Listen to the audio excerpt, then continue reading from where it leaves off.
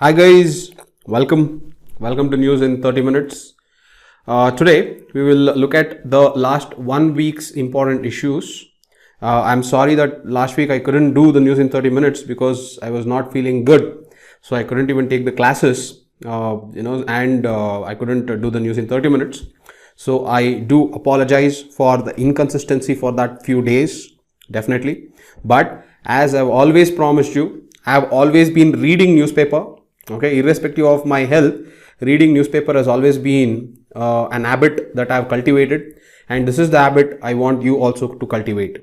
Come what may, reading newspaper is something that you should not compromise, and you should keep doing it on a daily basis.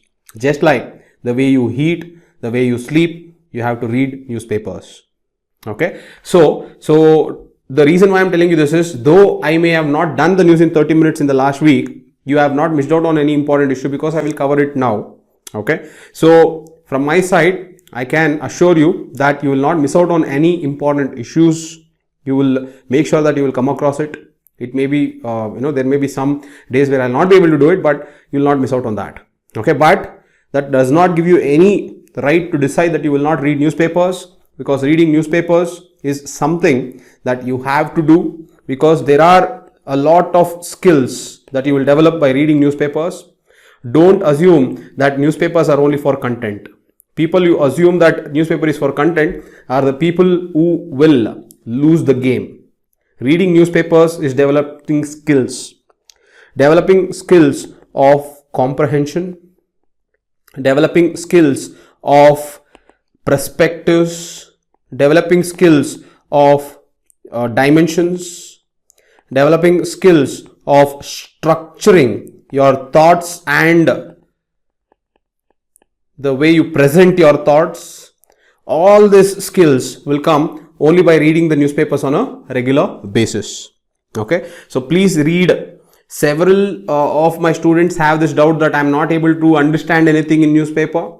You will not understand anything in the newspaper unless you read the newspaper consistently for 6 months. Only after reading for 6 months, maybe in the 7th month, you may understand 10%, and 8th month, you will understand 20%, whereas 9th and 10th month, you will start understanding more than 60%. So that jump from 20% to 60% happens in the 9th and 10th month. So if you have to reap the benefits of reading newspaper, if you have to reap the skills of reading newspaper, you have to read it consistently for 9 to 10 months. Okay, just by reading for 10 days, 15 days, 1 month, if you are expecting yourself to become an expert in current affairs or news or issues, that is a utopian idea, and sometimes that results in disappointment because you are setting an unrealistic goal for yourself. With that, I hope you understood the essence of reading newspaper. I can give you the content, I can give you the examples, I can give you the dimensions, I can also give you the case studies. Okay, but what I cannot give you is this comprehending power of English, developing the perspectives on issues, structuring your thoughts and presentation is something that will come only by you doing the reading newspaper consistently on a daily basis. Okay, so please do that until you have to crack this exam. Reading newspaper has to be an internal process. It should not be a systemic, it should not be an external process. Okay, so with that, let us start off with today's also, but let us start off with the important issues from 13th to 19th February, and let us look at some of the important issues that is relevant both from your prelims perspective as well as your mains perspective. Okay, the first issue is solutions for a progressive prison system in India. Okay, so Kerala, Tamil Nadu, Odisha and Chhattisgarh have shown comparatively greater investment in prisoners' welfare. So this article is basically talking about the prison system. So if you take our criminal justice system, so the criminal justice system is composed of 3 verticals. The 3 verticals are: 1 is the police, the 2 is the judiciary, and the 3 is the prisons, which are correctional facilities. The correct name is correctional facilities. Okay, so it is the police who will make sure that they bring those people who have committed any mistake or anything outside law to the judiciary, and it is the judiciary to make sure that whoever has done wrong are punished, and it is the job of the prisons to make sure that they reform that individual who is or has committed the mistake. So our criminal justice system is reformative justice system. It is not a retributive justice system. So I hope you understand this. Okay, it is a reformative system and it is not a retributive system.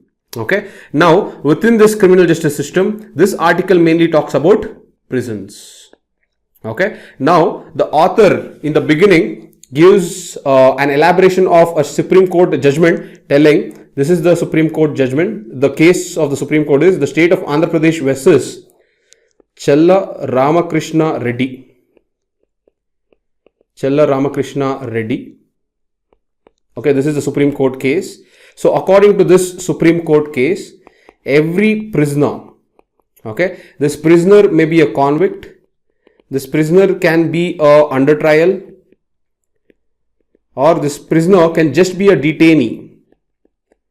Okay, so every prisoner who can be a convict, under trial or a detainee has, they have, the constitutional rights.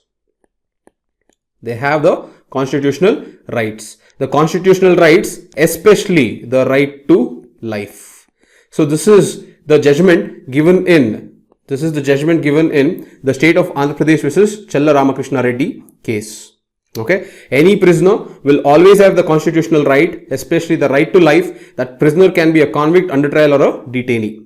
So this was what was told in this Supreme Court case. So the author bases the entire argument from this case. The author says if all prisoners have to be treated with humanity and if all prisoners have constitutional rights, then what are some of the issues that are plaguing our prison system? This is what the author argues now. Now the author tells the issues that are plaguing the prison system are as follows. The first issue the author tells is overcrowding.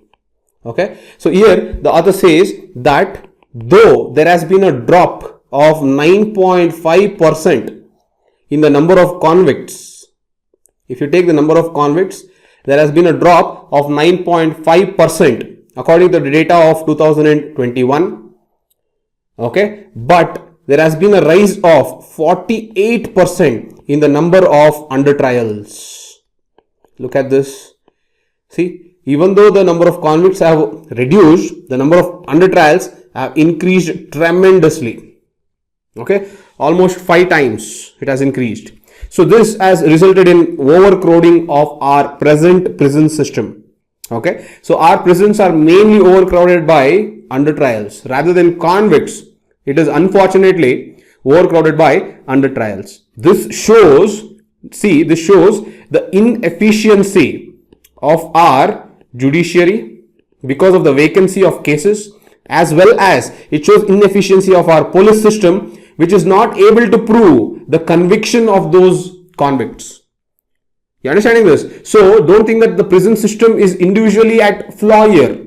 The prison system is at flaw because the other two verticals of the criminal justice system is also contributing to this plague or this issue of overcrowding. However, the first issue that the author tells is the problem of overcrowding. The second issue is shortage of prison staff. Shortage of prison staff. Now, the author gives the statistics that despite the sanctioned strength of 91,181, this is the sanctioned strength of prison staff. The current strength of prison staff is 63,578. Okay, so this is the sanctioned strength and this is the present strength. Look at this. There is a difference already. First of all, the overall staff is less. Even on top of that, the vacancies are high. That again is a problem that the author brings into picture. The third issue that plagues our prison systems is budget utilization. Okay, so the author says in the year 2019-20, okay, the budget that was allocated was 6,818 crores.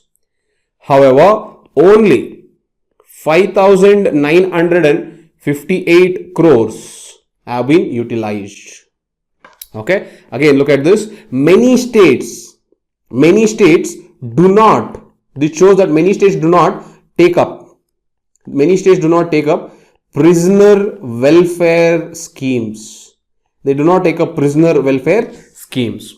At the end, I will talk about the Tamil Nadu case study model of the prison systems who have done a very tremendous job in prisoner welfare scheme, in educating their convicts, in making sure that their convicts are productive in the prisons, creating goods and services that can be sold in the market. So like that, the Tamil Nadu prison system has been very good in creating welfare within the prisoners community. However, the overall picture with respect to India has been abysmally low.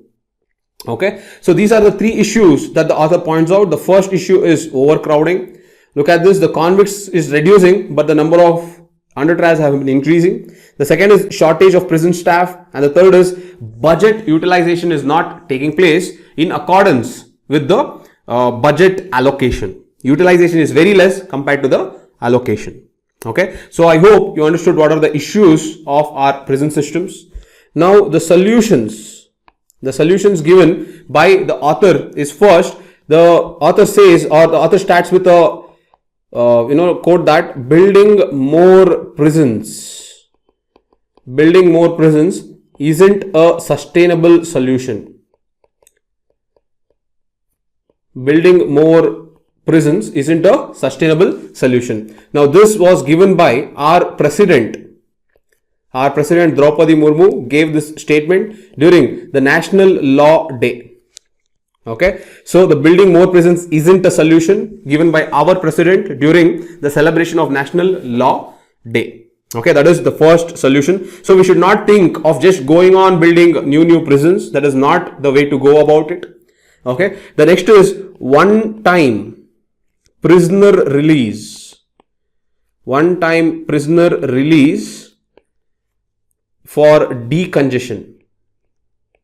One-time prisoner release for decongestion. Those people who have low intensity or low impact crimes that they have been that has been committed, so they can be given a one-time prisoner release for decongestion. Now again, this was given, or this was told by our Chief Justice of India. Okay, now this is the second one. The third, the same Chief Justice of India also says we have to reduce case or court backlogs. We have to reduce the court backlogs, plus we have to reduce the amount of frequency of adjournment practices. There's a lot of adjournment that takes place in their court backlogs, so we have to reduce this. As I told you, the prisons, if we have to reform the prisons, we have to reform the judiciary, we also have to reform the police system. So everything is interrelated. So in that way, by reducing the court backlogs and adjournment practices, we will actually reduce the number of under trials. Okay, the fourth one, or the fourth solution is, the author says we have to increase the provision of anticipatory bail. So this anticipatory bail again will help reduce the number of under trials. Okay, the fifth one is, see, we have to use a concept called furlough. This furlough has to be used at a much greater frequency. This furlough is letting the prisoners go during special occasions. Okay, letting the prisoners go back home so that they can integrate with their social life, they can integrate with their family. So I've done there's one video where I have explained exactly what is the difference between furlough, okay, and there is a leave of absence that the prisoner can take. Okay, so I've detailed in detailed manner I've told you what is a furlough. Okay, now this is another concept that the author tells that the prisons can use. Now the author here, see, from the prelims perspective, you should know that there is something called Prisons Act of 1894. This Prisons Act of 1894, see, it doesn't talk about furlough. Know that very well. Okay, it doesn't talk about furlough. However, Section 59 empowers the states to formulate the rules for parole. Okay, it for good behavior, you can formulate what are the rules for the parole. See, parole is letting go of the prisoner for their good behavior, whereas furlough is letting the prisoner go for a temporary period for some special occasion. So as I told you, I have done a separate video explaining exactly the difference between them in detail. But here what the author says is, though Prisons Act 1894 does not talk exclusively about furlough, this section 59 allows the states to frame rules on parole. So using this power, section 59, they can also increase the intensity or frequency of the use of furlough as well. So that is again in the discretion of the states. Okay, so these are the 5 solutions. Another solution, the 6th solution that the author says is the recommendations of Mullah Committee. The recommendations of Mullah Committee, this is in 1980. So Mullah Committee had actually told to implement alternative sentencing. Mullah Committee has actually told to integrate national sentencing such as community service. One is community service. Another is establishing a national prison policy. National prison policy. Okay. As you know, the recent Bharatiya Nyaya Sanhita that is going to replace our IPC has integrated this community service as a type of punishment for low frequency or low impact crimes. And however, we have still not done anything regarding this national prison policy. So this is another thing that we have to look into. And the last one is adaptation of technology, using technology. Okay, here again there are 2 cases that the author gives. The first is a technology called FASTER. Okay, this is a technology that is used by the Supreme Court. Again, this becomes important for your prelims perspective. FASTER is fast and secure transmission. Fast and secure transmission for electronic records. Fast and secure transmission for electronic records. Okay, so that is what is FASTER. Okay, so this is basically an e-authenticated. This is basically an e-authenticated copies of bail order. E-authenticated copies of bail orders. So these e-authenticated copies of bail orders are sent to the prisons much faster. Instead of a physical copy going there, if you send a soft copy of e-authenticated copies of bail orders to the prisons, the prisoners can be released more earlier, and this will reduce the number of under trials. So this is the technology called FASTER, fast and secure transmission of electronic records. So this is being done or integrated by the Supreme Court of India. Okay, that is a very good thing. Okay, the next type of technology is known as Jarvis. Okay, this is again an interesting technology. This technology is basically, it is an AI powered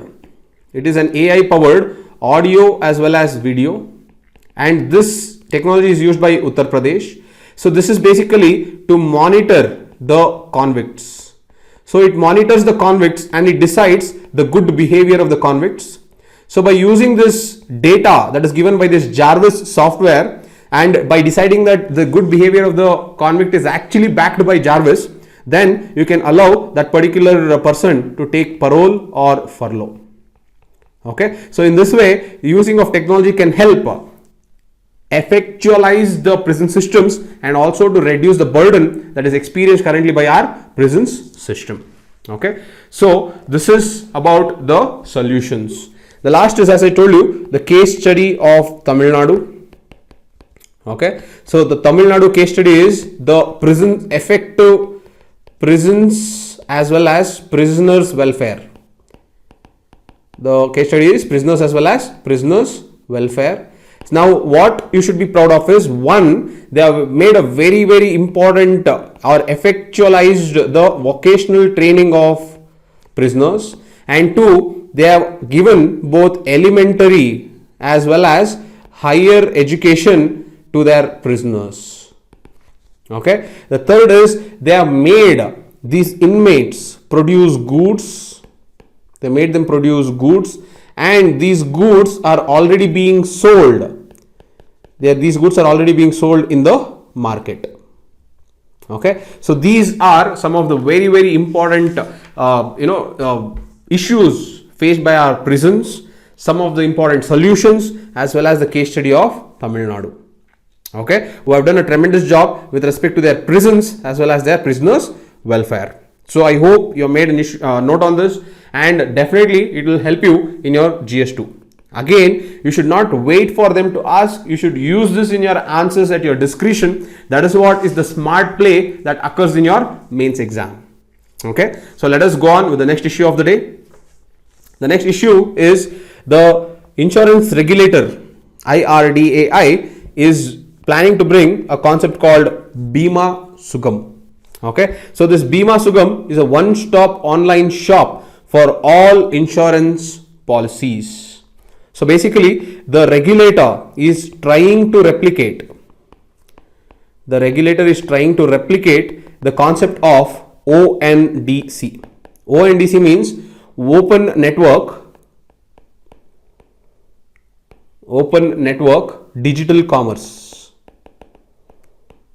Open Network Digital Commerce. So this is what is ONDC, and this ONDC is nothing but a government e-marketplace. It's a government e-marketplace, okay, that works like Amazon or that works like Flipkart, which allows any type of listing of companies' goods and services within this network. Okay, so when you go to Amazon or Flipkart, they take some type of a commission, and since ONDC is a public network and it's a public open network, it allows much more transparent as well as much more lower rates of listing their goods and services inside this marketplace. So basically, IRDAI is trying to replicate this ONDC in terms of insurance policies. Okay, so in insurance policies, you have life insurance policies, you have non-life insurance policies, and also you have health insurance policies. Okay, so all the three, life, non-life, and health insurance policies are brought under one platform. And that one platform, which acts as a e-marketplace, it acts as a e-marketplace for all insurance companies. E-marketplace for all insurance companies is known as the Bima Sugam.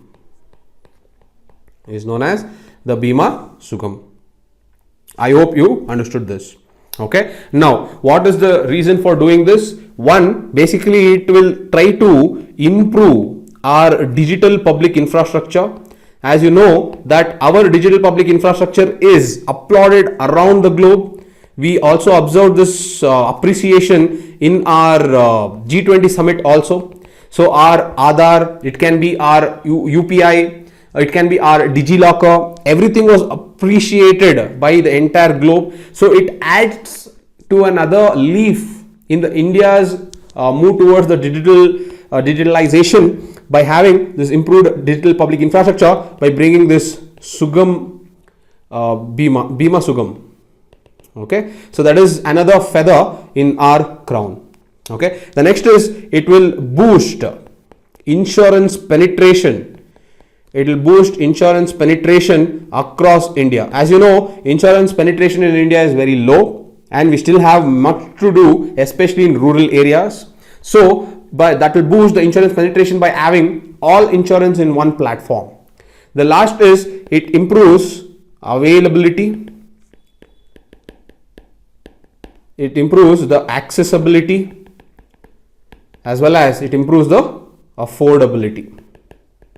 The 3 A's.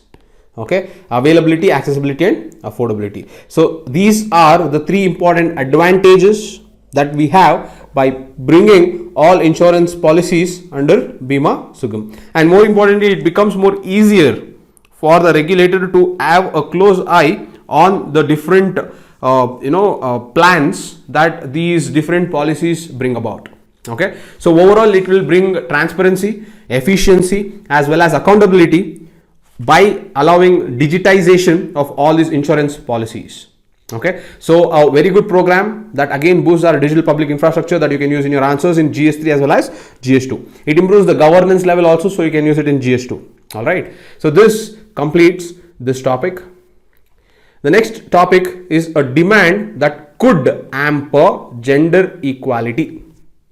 So basically this argument is talking towards paid leave for menstruation. Okay, so there is a debate that is going on whether we have to have or whether we have to give paid leave for menstruation.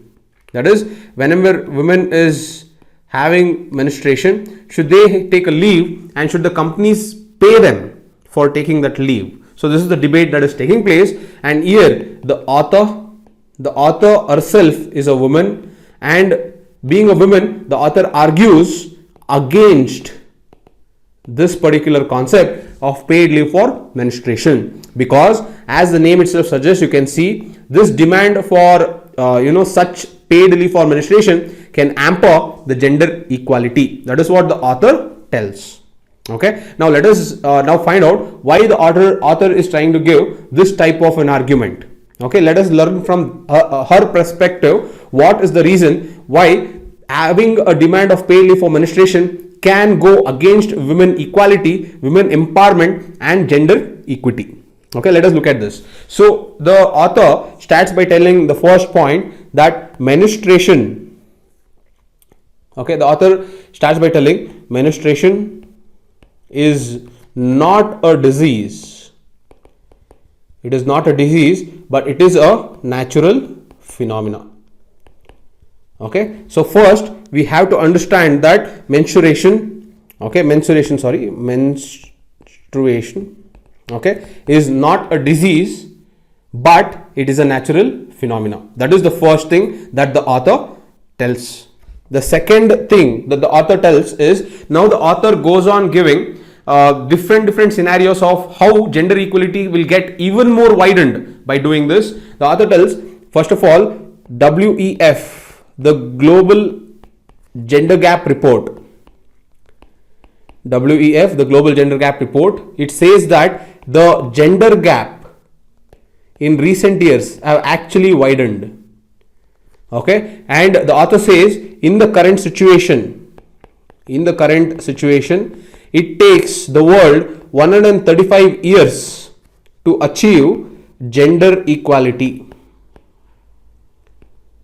See, it takes the world 135 years to achieve gender equality. If this is the current situation, imagine that if we add one more clause telling that there has to be a paid leave for menstruation, then that only adds to the widening of this gender gap. That is the argument of the author. Okay, so this is the first is menstruation is not a disease but a natural phenomena. So first we need to get used to that phenomena.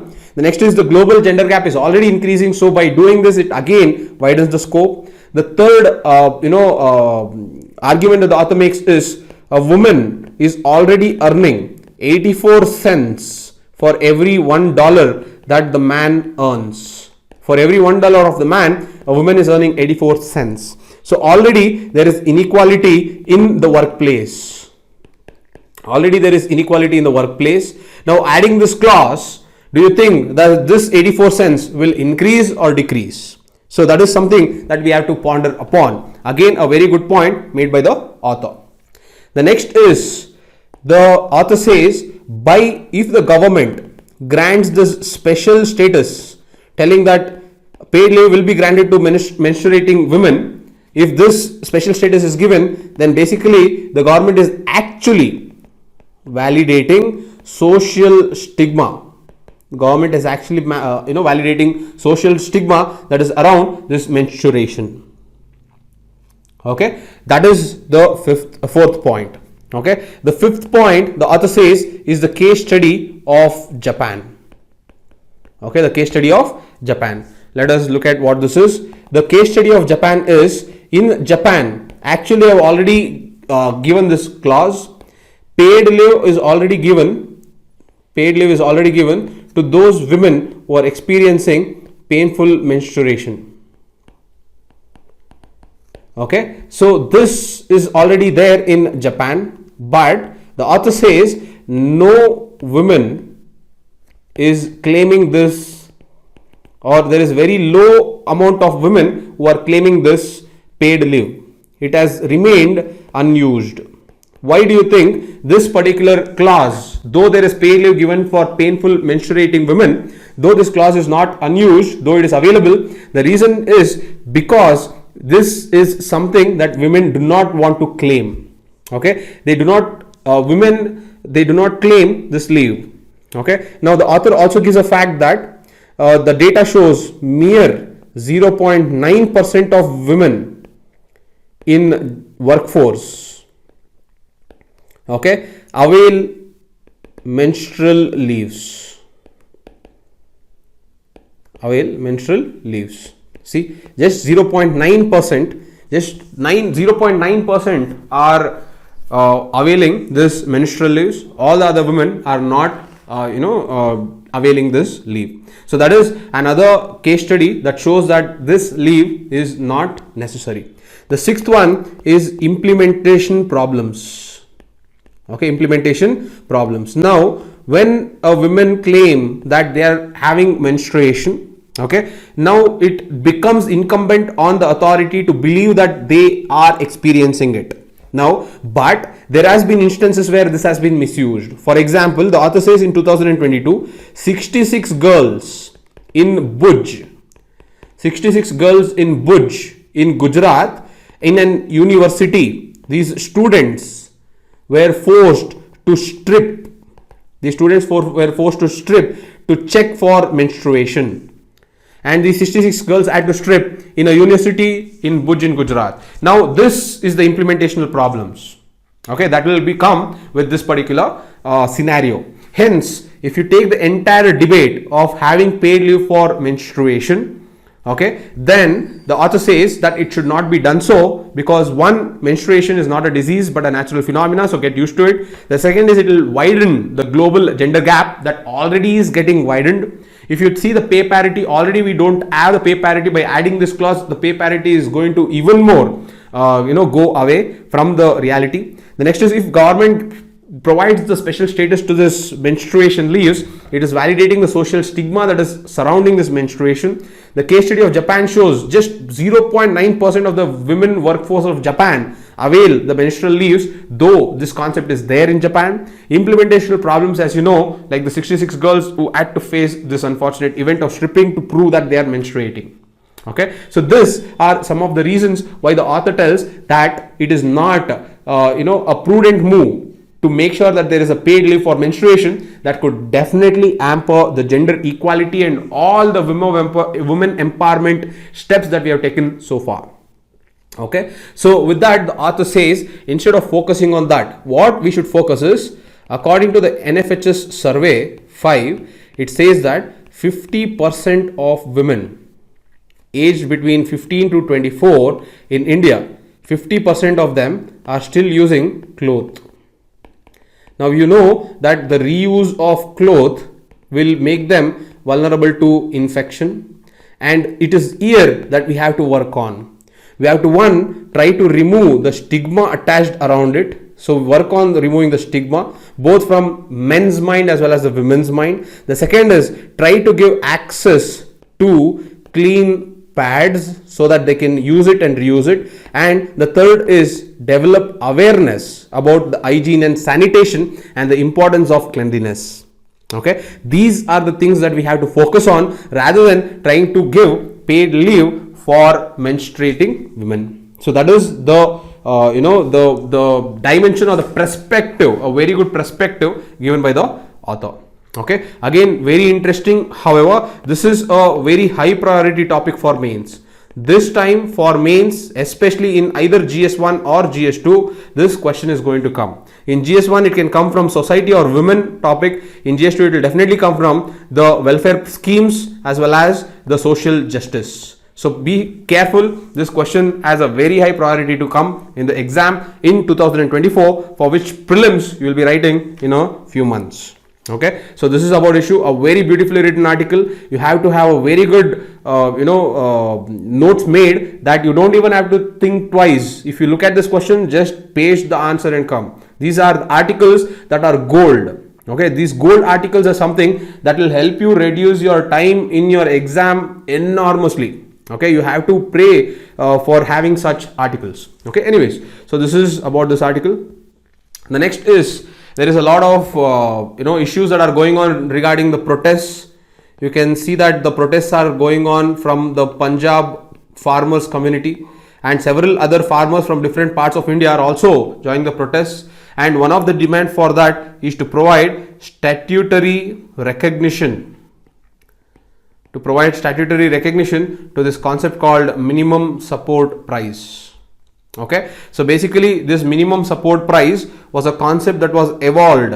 It was a concept that was evolved during Green Revolution, during late 1960s. So this concept evolved. So this MSP was basically given to farmers. It was basically given to farmers for two reasons. One, in order to provide them some type of security. Okay, and the second is in order to incentivize them to grow crops. Okay, so it will give them security, because if the price falls below some certain rate, then they can go directly and sell it to the government, so that as some type of remunerative security for the farmers. The second is it helps them influence, that is, the government can influence the cropping pattern in a particular region by incentivizing those farmers to grow a certain type of crops. So basically during Green Revolution, because we had to develop self-sufficiency in our food crops, the important crops that were incentivized was rice and wheat. So even today the MSP is more skewed towards this, and hence our entire cropping pattern is skewed towards rice and wheat. However, of the last previous years, the government has been increasing the MSP on pulses and oil seeds, so that the farmers are incentivized to start growing pulses and oil seeds. Okay, so the overall the issue is more political, so we don't want the political aspects of the issue. I've seen a lot of people making videos on protests of farmers. From political angle will not come. Please stop learning political issues. They will not ask such issues. So what can be asked is, what is MSP, what is the importance of MSP, what is the drawbacks of MSP. So these are some of the questions that will come from the exam perspective, and what can be the way forward. Okay, what can be the way forward? This is how the question comes. As I've told you what is MSP. The importance is twofold. One, remunerative security, as well as incentivizing the farmers to influence the cropping pattern. The drawback is it is more skewed towards rice and wheat, and the second is it is an open-ended procurement system. So if, let us say, the farmer comes up with X food crops to sell, the government has to buy this X at this MSP itself. The government cannot tell no at all. This X will become X plus 100, government has to take. It becomes X plus 1000, government has to take. It becomes X plus 1 crore, government has to take. So it is an open-ended procurement system where the government is compelled to buy irrespective of what the farmer produces. That is another drawback. The problem is, the government have to, in such scenarios, take crops from the farmer, though the farmer, though the government may not require, that much food crops. That is another drawback. The third system is, procurement. MSP is announced by the government, but procurement does not happen to all the crops. Procurement only happens to few crops, especially in the crop of rice and wheat.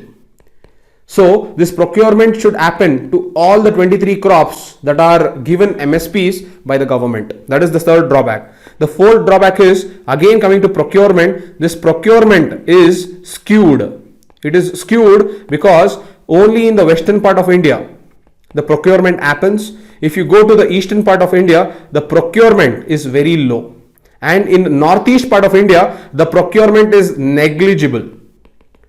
Okay, so just by announcing the minimum support prices, if no one is procuring the crops, that is another drawback. Okay, so this is what is the problem with the minimum support price. So overall, I have given you the definition, I have given you the importance, I have given you the drawback. Now see, this is from the mains perspective. Whatever I have told you from the mains perspective. Now let me tell you what is MSP from prelims perspective. So if you take MSP, overall MSP is declared for 22 mandated crops. It is declared for 22 mandated crops, plus sugarcane. So overall MSP is declared for 23 crops. Okay, in that MSP is declared for 14 Kharif crops, 6 Rabi crops and other commercial crops.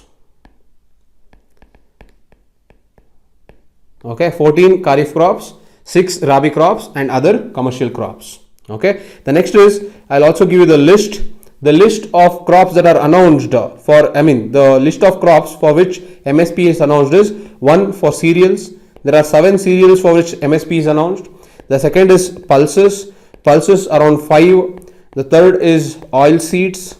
Okay, oil seeds around 8. Okay, that makes it 20. The next is, there is raw cotton. Okay, the fifth is raw jute and the sixth is sugarcane. Okay, now along with this 23, along with this there are few things that are also given or pegged. They are pegged to this 23. The pegged crops are copra, de-husked coconut, and the third is Virginia cured tobacco. Okay, so these 3 are also added along with this 23 crops. So overall the minimum support price is announced for these. So one very important thing that what you should know is, from prelims perspective, one question will come on MSP crops. It will not come on the concept of MSP, it will come on MSP crops. So when I say MSP crops, it is this 23 crops. Okay, so what I want you to do is go and make a list of all the 23 crops. Okay, and find out which is the top 3 states which is growing these 3 crops, and where does India stand from global viewpoint for that particular crop. For example, India is the second largest producer of rice. Okay, India is the let us say second largest producer of cotton. Okay, like that you have to understand, one, what are the 3 states where the crops are grown, and you should also understand where does that particular crop lie with respect to, for example, again I'll tell you, pulses. If you take, India is the largest producer of pulses, but India is also the largest consumer of pulses. Like this is for pulses, but you should also go inside this 5 pulses and you should make a list of these 5 pulses and understand what are the top 3 states as well as where does India stand on the global viewpoint. Like this, make sure that you do it for all the 23 if you want to get that MSP crop right. If you see the last 5 years, one question will always be on a particular MSP crop. Okay, last time the MSP crop was on Niger. Okay, there was a MSP crop called Niger, so the question was on this. So please make sure that you do this exercise. However, this MSP, I've given you mostly the broader perspective of what MSP is from prelims perspective. This MSP is announced by the government of India before the sowing season, so that it can incentivize the farmers to grow whichever crop that they can influence or incentivize. So this government of India will announce it, and the recommendations to this MSP is given by an organization called CACP. Okay, that is Commission for Agricultural Costs and Prices. Commission for Agricultural Costs and Prices. So this is the commission that will recommend to the government, and hence the governments will then announce before the sowing season the MSP. So overall, this is the picture of MSP. I have shown you from the mains perspective also. I have shown you from the prelims perspective also. So from the prelims perspective, you should actually go in depth, because they are asking this again and again. They are focusing on this 23 crops. So go in depth and make a list of it. If you want to get good marks in your prelims, you will definitely get that one question right if you do this exercise. It just takes a matter of maybe 2 hours of work. If you can do it, you will be done with it. You will get one question right for that. Okay, so this is the issue. Let us go on to the next issue of the day.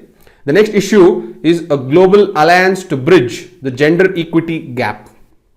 What happens is, there was the World Economic Forum that took place in Davos, and Davos, as you know, is in Switzerland, and here India has launched something called Alliance for Global Good, Gender Equity and Equality, a step towards enabling 2 terms, equity as well as equality. Okay, now let's give what is this. This is something called, see, there was a program that we had something called We Lead Lounge. Now this We Lead Lounge was started by two entities. One is the Ministry of Women and Child Development, and along with this we had the Confederation of Industries. Okay, so this CII and Ministry of Women and Child Development together have started this We Lead Lounge, and this We Lead Lounge found an avatar in the WEF that is today called as Alliance for Global Good, Gender Equity and Equality. Again, this was announced in January of this year, that is 2024. So be very sure that this has very high potential to come in your prelims exam. Okay, so this Alliance for Global Good, Gender Equity and Equality, this was announced. This is nothing but a global network. It is a global network, and this network will have experts. This network will have think tanks, it will have industries, it will have country leadership. Okay, leadership. So all these people will come together, and these people will discuss how to contribute and achieve women empowerment. Okay, how to contribute and achieve women empowerment. So women empowerment, how to achieve this women empowerment from both the perspectives, from the perspective of equity, okay, and the perspective of equality. Okay, now these are the two things that they will be discussing upon. So this Alliance for Global Good, Gender Equity and Equality, this is a deliberation platform. It is a deliberation platform where different experts from different sectors will come. They will talk about different ideas of how to strengthen the women empowerment from both the perspectives of equity as well as equality. Okay, so this is something that is a very good initiative. This is taken, the lead is taken from the We Lead Lounge that was created by the Ministry of Women and Child Development and the Confederation of Industries, that is CII. Okay, so this is this is what the author talks about in this. Now the author along with this gives a series of the author says why India was able to take a lead in announcing this particular scheme was India has been in the forefront for women-led development in the world. If you see, even in Iceland, there is a protest that is happening in order to provide women pay parity. Okay, so we think that these are developed nations, so there is gender equity and equality by default. It is not true. If you take Iceland, which is which is at the top, if you take just Iceland, which is at the top in the Human Development Index, even a country like Iceland has protests that are happening for gender pay parity, that shows that gender equity and equality is something that is not there in the developed world as well. So in that scenario, if you look at India has done very good when it comes to women-led development. The reason why it has done very good is, first, the author says, if you take the G20 lead, presidency that India took, India created something called New Delhi's Leaders Declaration. New Delhi's Leaders Declaration. And in this New Delhi's Leaders Declaration, also, it told that equity and inclusive development are the cornerstone for India's developmental journey. See, equity and inclusiveness are the cornerstone for India's developmental journey. This was something that India has proudly announced in its New Delhi's Leaders Declaration. That is first point that the author says.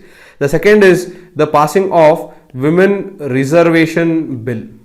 Now in this Women Reservation Bill that is already passed and it has become an act, we are reserving 1/3 of the seats in the parliaments as well as assemblies for women. Now this, the author tells, is a revolutionary tool. This is a revolutionary tool for women empowerment. Okay. The third is, the author says, we have allocated nearly $27 billion as a gender budget, that is exclusively for women, in the year of 2023-24.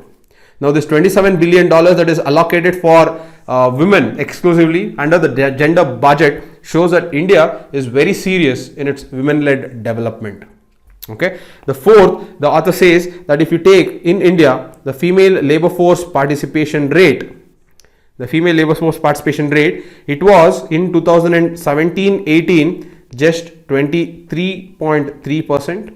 And if you take in 2022-23, the female labor force participation has increased to 37%. Look at this. That shows that there is rise in the participation of women in the labor force. Okay. The next is the fifth point, the female enrollment. The female enrollment in higher education. The female enrollment in higher education. Again, this has gone up by 28%.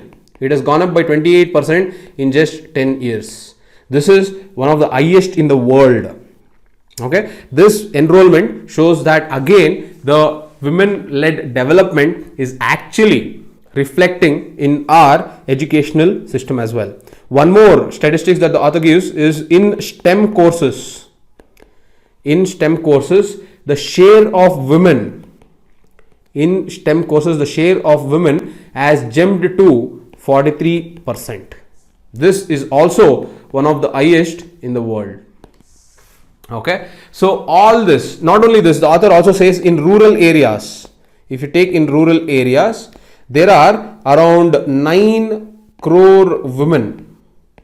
There are around 9 crore women who are part of 83 lakh self-help groups. Okay. These 9 crore women are participating in 83 lakh self-help groups. So slowly they are also developing financial independence, and in a period of few years they will also become Lakpati Didis. The goal is to make them earn at least 1 lakh in a span of 1 year. Okay. So if you look at these 7 points, this shows that India has made a tremendous growth in women-led development. As you see with the announcement in G20's New Delhi's Leaders Declaration, in Women Reservation Bill, $27 billion exclusively for the development of women in its gender budget in 2023 and 24. Female labor force participation increasing from 23% to 37% in 2022-23.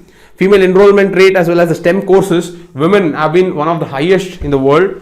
And in rural areas, 9 crore women have been participants in 83 lakh self-help groups. All this shows how India has taken up the leadership role in professing as well as promoting women empowerment as well as gender equity and gender equality.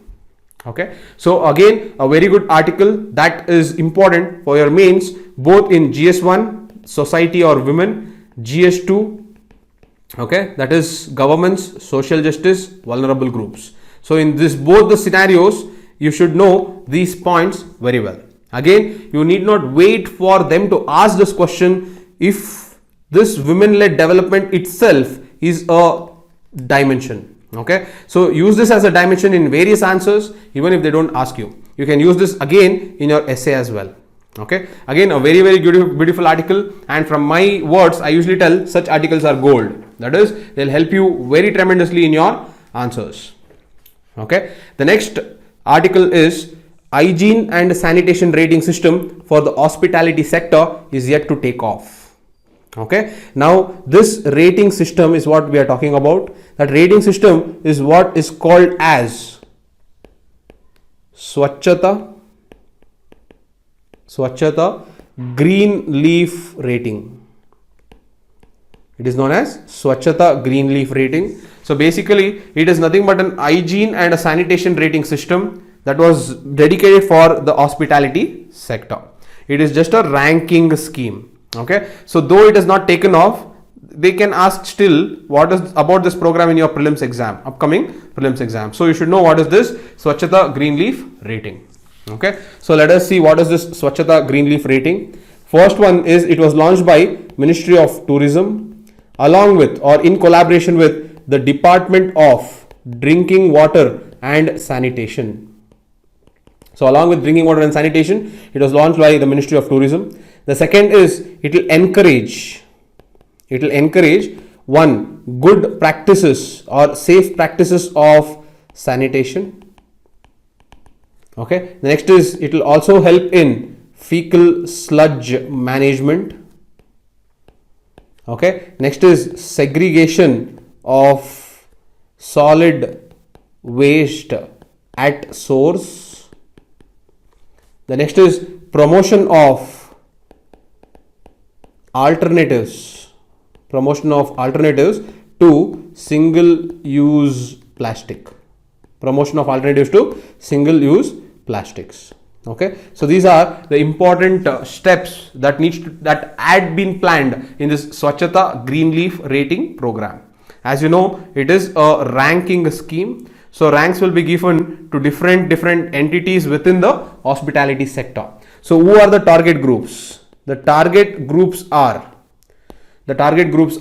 hotels, okay, lodges, homestays, okay, dharmashalas, as well as camps. Okay, camps. So these are some of the important target groups. Okay, so the next is they followed something called bottom-up approach. Now, what is bottom-up approach is going from the grassroots to the higher level. So there was something called a subcommittee. So this subcommittee is basically handled by sub-divisional magistrate. Okay, on top of this is district committee. Okay, this district committee is handled by the district collector. Okay, and then you have the state level committee. Okay, and this state level committee is handled by the cabinet secretary. Okay, so this was the bottom up approach, where the subcommittee is the one that is in charge of registration, that is in charge of collection of data. Okay, so with that collection of data, it will be transferred to district committee and the state level committee. So the state level committee will be monitoring. It will monitor the ranks, okay, and the ranks will be given on the basis of the report that is submitted by the subcommittee. So this district committee will act as a verification, intermediary. So they will just make sure that whatever the subcommittee is doing, that verification happens genuinely, as well as they'll just make sure that these subcommittees are doing their job in a standardized operating procedure manner. Okay, so this is the overall approach of this Swachchata Greenleaf rating. Okay, so I have given this from prelims perspective. So I hope you understood this. Though this particular outcome has been low, they need not stop them from asking this particular scheme in your upcoming prelims exam. Okay, so this is about this issue. And the last issue is the one that has been making a lot of noise from the last 3 days post the Supreme Court striking down this particular electoral bond scheme. Okay, electoral bond scheme was called as unconstitutional, and the Supreme Court has struck down this scheme of electoral bonds. So electoral bonds is a way of political funding. Okay, so any entity, it can be an individual or it can be any corporate companies or any other entities. Okay, these can contribute to the political funding via buying bonds. So the entire objective of using this type of political funding was to eliminate the need for black money. Okay, to stop black money from circulating within the political funding. That was the objective of this electoral bond scheme. But the mistake what happened was, this electoral bond scheme was completely it was opaque. It was completely opaque. It lacked transparency, and in the name of protecting the funder,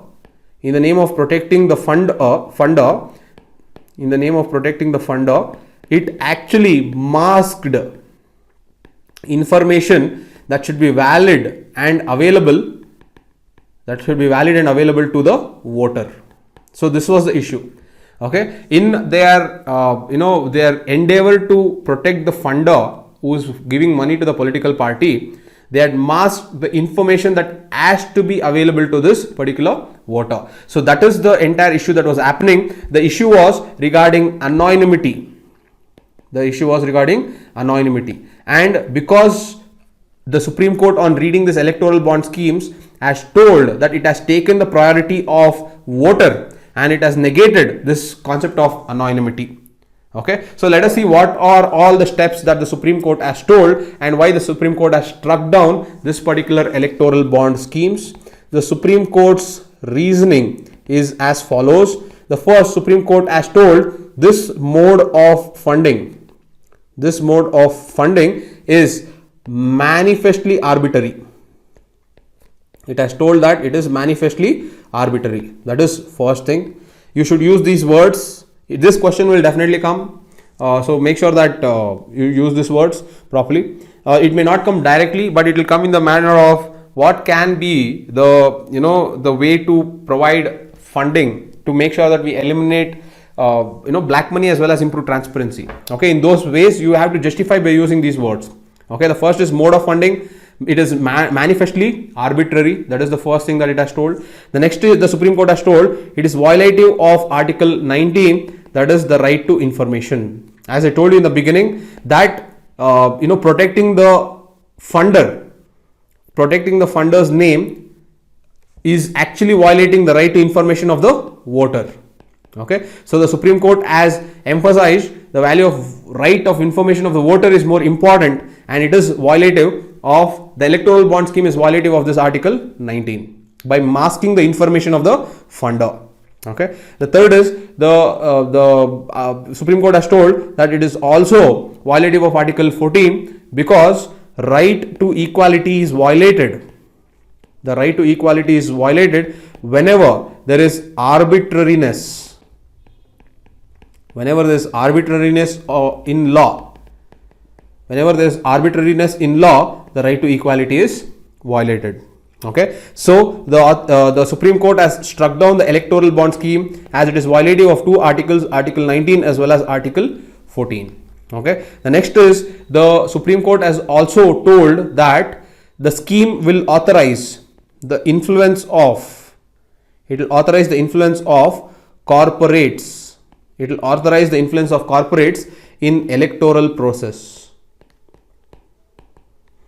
It will authorize the influence of corporates in electoral process. That is the fourth thing that the Supreme Court has told. The next is all amendments that were done. Okay, all amendments that were done during the execution or implementation of this electoral bond scheme. The amendments were in RPA Act. The amendments were done in Finance Act. Okay, the amendments were done in Companies Act. Okay, the amendment were also done in IT Act. So all these amendments will now cease, or they have told that it is violative and it will cease to exist. Okay, the next is the Supreme Court has told that the SBI has to stop, because SBI was the sole authority. In order to issue this bond. The Supreme Court has told SBI to stop issuing the bonds. It has to stop issuing the bonds, and it has also told SBI to submit full details, okay, of all electoral bonds. Full details of all electoral bonds by March 6th, 2024. And the Supreme Court has also instructed the Election Commission of India to publish this info provided by the SBI within 2 weeks from the receiving of the information in their website. Okay, so this is the overall scheme that was announced by the Supreme Court. To reiterate, first it has told that this electoral bond scheme mode of funding is manifestly arbitrary. The second is Article 19. That electoral bond scheme is violative of Article 19 because under the garb of protecting the identity of the funder, you are actually masking the right to information of the voter. So the Supreme Court has emphasized the priority or prioritized right to information of the voter and told this scheme is violative of Article 19. The next is Article 14 is also violative because right to equality is violated if arbitrariness is there in the law. and it has told that this law is manifestly arbitrary. So hence Article 14 is also violatory. So because of the violation of Article 19 and 14, this electoral bond scheme is termed unconstitutional. Also, the Supreme Court has told that the influence of corporates in electoral process can be seen to be authorized by this electoral bond scheme. All amendments that were done to different acts also cease to exist. The next is SBI has told to SBI has been told to not issue bonds, and to give the full details of all electoral bonds by March 6, 2024, which has to be published by the Election Commission of India in 2 weeks in their website. Okay, overall, the concluding remark of this judgment is: one, you can write 3 different conclusions, or you can use this in your answers. ECI and Supreme Court are the bulwarks of democracy, and they are bulwarks of democracy, and they have proved why they are the bulwarks of democracy. Okay, the next is, we can also applaud the constitution. We can also applaud the constitution that it provides such philosophy of judicial review, and this philosophy of judicial review will always make sure that the power is not usurped by one section of the government, and the checks and balances are always in place. The checks and balances are always in place between the judiciary, executive and legislature. The checks and balances are always in place, and for that we have to applaud the constitution. Okay, so this is how you can conclude in 2 ways how this judgment can help uphold democracy, as well as how our constitution is very effective. Okay, so this is about the electoral bond scheme, and this completes today's or this week's the issues from 13th to 19th. So I have been following it and writing down the important issues. So I hope I have not missed out on any issues for the last 1 week. I'm sorry that I couldn't do it last week because I was not well. So, but I hope you have been reading the newspaper, and with these articles you could relate much better with whatever the issue has happened. Okay, with that, if you have enjoyed today's video, please make sure that you like, share and subscribe, guys. Okay, so I will be I will be consistent in making sure I bring the important issues of the day. What you should not worry is, I will do my part. Don't worry about it. You will not miss out on any important articles, but please do your part. And I hope you are now moving into your prelims, and you have selected which cycle of revision that you will be doing. So please select that, be very sincere and start preparing for prelims. Okay, read newspapers, that should not be a substitute. Read newspapers, but please start preparing for prelims. Okay, with that, I'm going to see you again, guys. Thank you so much for all the love and support. Bye.